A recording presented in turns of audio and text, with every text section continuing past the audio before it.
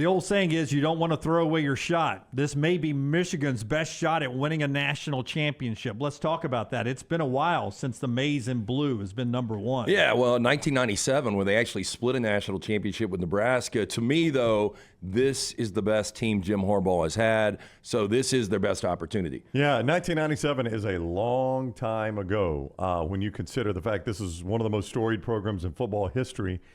And they haven't won it. They've been close. I mean, getting in the playoffs is close, right? They've been in a game against Ohio State that was number 1 versus number 2 for a right to play for a national championship. So they've been close over the years, but they've never been able to get over there, or it's been a long time anyway, since they've been able to get over that national championship hump. Yeah, this is an interesting matchup as well because you got the two winningest teams of all time. Take a look at this.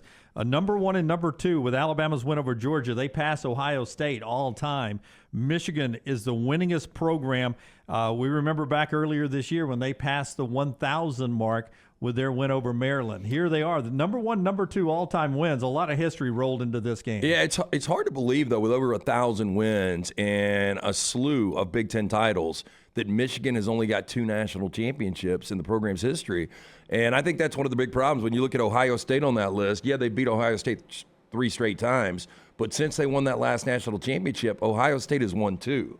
So this is, to say this is big is an understatement. Obviously, Michigan is all in on this, and I don't know if the window's closed or not. We still don't know the future of Jim Harbaugh, though. We don't. There is still an outside shot that there's going to be NFL jobs open, and he could take one of those jobs. 6 teams reportedly interested in Jim Harbaugh, but Michigan's interested in keeping him. Well, of course they are, and there's every reason to be because he finally has them back to where they were in the Bo Schembechler, Lloyd Carr years before they kind of wandered into the wilderness a little bit. And I used to be told in those years that Bo Schembechler focused on the Big Ten championship and the Rose Bowl. That was the most important thing to him. Winning a national championship didn't matter. I play for the Big Ten championship and the Rose Bowl. I don't care about a national championship.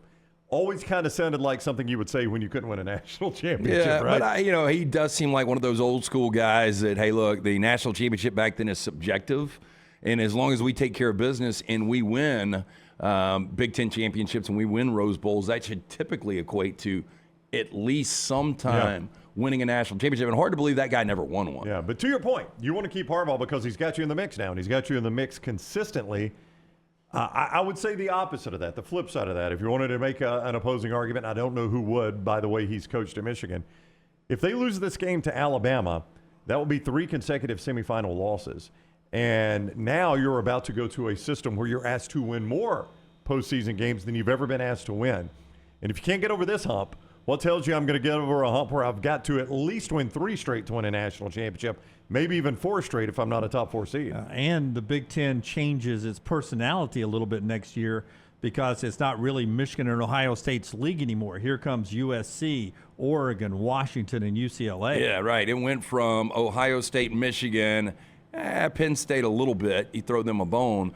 But when you start to look at teams that can legitimately win this league, you've got 3 teams automatically, year one, they can win the Big Ten. Yeah, but if we all pushed our money into the middle right here, would you bet more that it's Ohio State, Michigan playing for the Big Ten championship next year or one of those other teams? I don't know. I feel like USC and Oregon, and with Kalen DeBoer at Washington, I think you're going to get a heavy West Coast flavor. I think one of those speed, right? Yeah, I would be surprised if we have an Ohio State-Michigan rematch for the Big Ten championship. I think one of those 3 teams will play one of those 2 teams. And to the point of playing for Big Ten championships and not national championships, we know there's one program in this game that feels very different about that. That's Alabama, historically speaking. Show the graphic, please.